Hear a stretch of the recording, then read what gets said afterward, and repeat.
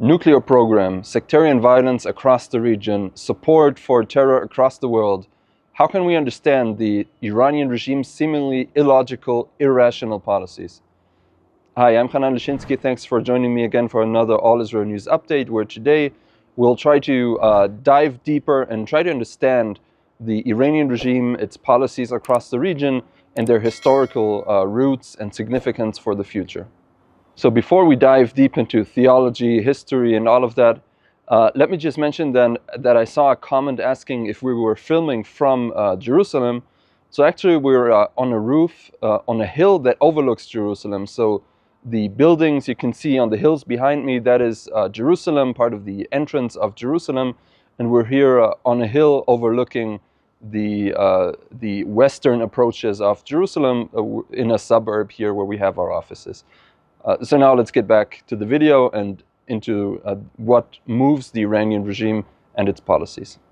So at the beginning, it's important to notice that most states that are in existence today were actually founded sometime within the past 100 years and based on some kind of ideology. Most of them on a nationalist ideology, a desire to unite people, to unite one people, most of them speaking one language, into one state. And most of the states here in the Middle East are no different. For example, Israel, of course, was founded on the idea of Zionism, which unites the Jewish people into one state and gives them one state. Now, Iran, the modern state of Iran that we see today, was actually founded in the 70s, and it was founded as a revolutionary idea, based on a revolutionary ideology that is rooted in the Shia Muslim ideology, the Shia branch of Islam. So without getting too much into the history and the differences in theology, I'll just note that most of the Muslims, the greatest part of Islam, is divided between the Sunni Islam and the Shia Islam. Sunni is the majority. The Sunnis are the majority in most of the countries that surround Israel. So Egypt, for example, Jordan, Syria as well, are majority Sunni countries. And Iran is the largest state in the world that has a Shia majority. Most of the Muslims in Iran are Shia Muslims and follow this branch of Islam. So when the modern state of Iran was founded, it was created as part of a revolution that wasn't completely led at the beginning by this Shia religious ideology, but the revolution, was taken over by the famous leader of the regime, Ali Khomeini, the first so-called supreme leader, and he and his followers hijacked a revolution against the Iranian Shah regime, a kind of a kingdom, an empire based in Iran, which was overthrown, and then the followers of Khomeini took over this revolution, took over the state, and built their state. So their ideology is a revolutionary ideology that from the beginning was not just aiming to create a revolution inside Iran, but from the beginning had the seeds of an effort to export the revolution to the neighboring countries. So that is something that we see, you can compare it maybe with the French Revolution, for example, which started in France, but then very soon the revolutionaries wanted to export their ideas across Europe, and you see what happened in Europe with decades of war, and that is something kind of similar that we saw in Iran. So the first point I'll just make here is that, as I said, the state is founded on an ideology. It's a revolutionary Shia Muslim ideology, and this is the reason that the whole regime, the whole state, the whole leadership of the state is deeply based, deeply rooted in this religious ideology. And that is why, if we're looking at the behavior that we see by the Iranian regime, we can't judge it, we cannot understand it in the same terms that we understand the policies of Western countries, for example, where today most of the Western countries follow a kind of a secular, liberal democracy, a liberal ideology that guides their policies. In Iran, we see this religious ideology, and that is really the yardstick that they want to be measured by, and we can't understand it. We can't understand their reasoning without having this in the back of our heads. So just to clarify this point, something that often seems irrational, all of the policies of the Iranian regime, the way it tries to take over states here across the region, we sometimes see this as irrational. You know, people in the United States could go ahead and say, why are they provoking us? Why are they trying to,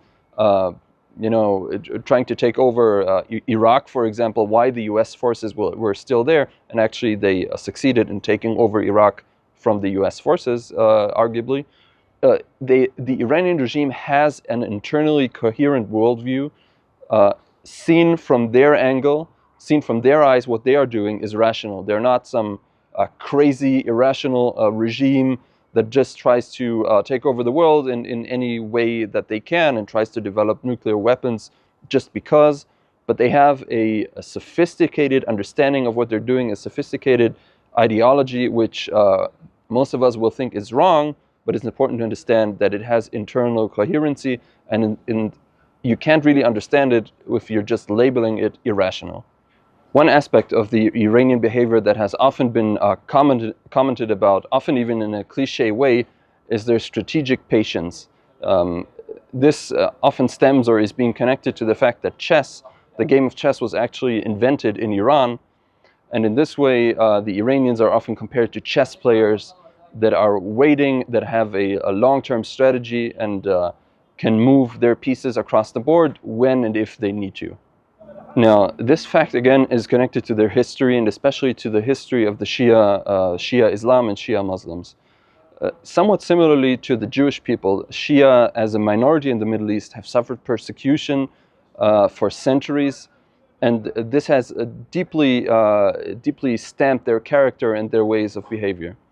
So Shia Islam actually started in the 7th century when the grandson of the Prophet Muhammad was murdered, or killed rather in battle, murdered in the eyes of the Shia.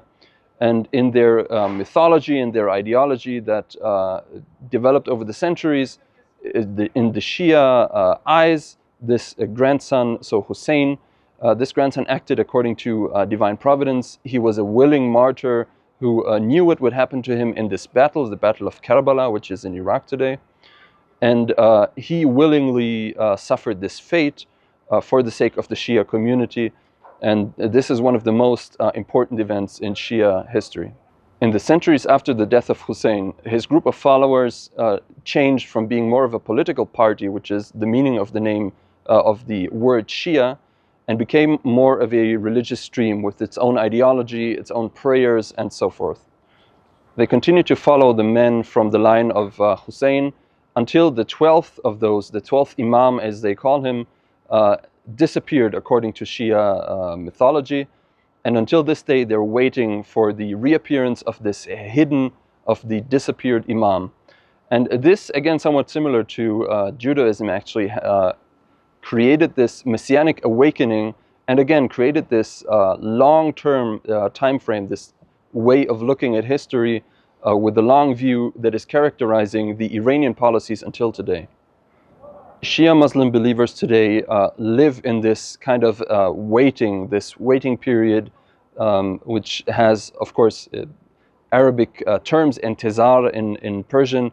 And this term is not just waiting, it's filled with theological meaning, with historical significance.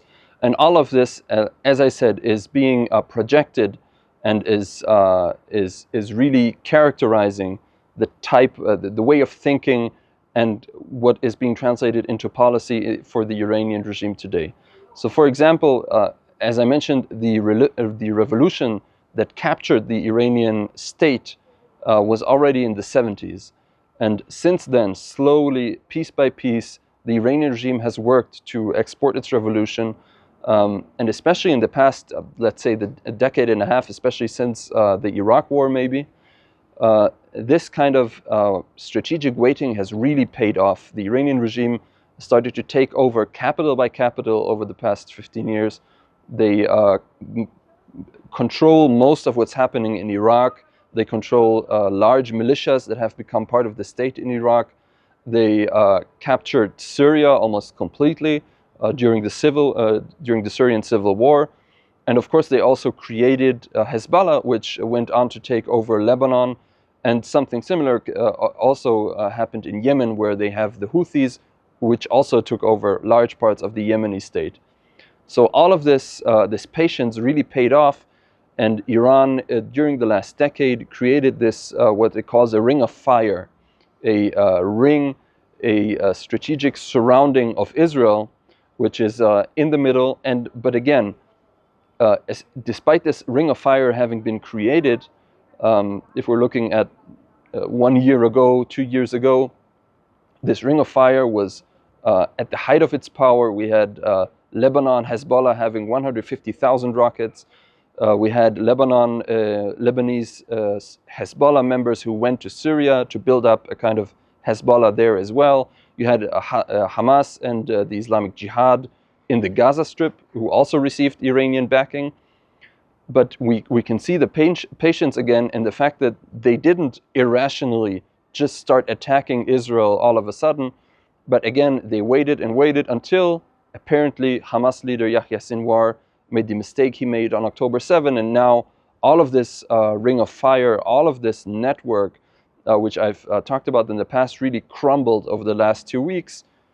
But again, we can expect the Iranian regime not to panic. We can expect the Iranian regime not to crumble from within, despite reports that there are some internal rifts in the regime. But the Iranian regime can be expected once again to try to exercise its strategic restraint, its strategic patience, which, as I explained, is so deeply rooted in its history and in its theology. And they will try to rebuild all that they have lost over the last 2 weeks or so. For the Iranian regime, setbacks are only temporary. They are part of God's plan, but in their view, God's overall goal is clear: the destruction of Israel, the exportation of their Shia revolution across the Middle East and then across the whole world. And we cannot expect the Iranian regime to just stop in its tracks, to reconsider, maybe to change their policies completely. But they're very adaptable. They're very flexible in the tactical way they go about things, and they will probably be back here in this region, especially if the U.S. and Israel will let them.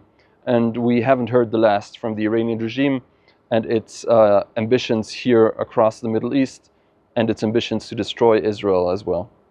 If you want to see what happens next, if you want to see what the next move that the Iranian regime has will be, we ask you for patience, but also ask you to leave a like, follow our YouTube channel, follow all our other social media channels, and continue visiting us at allisrael.com.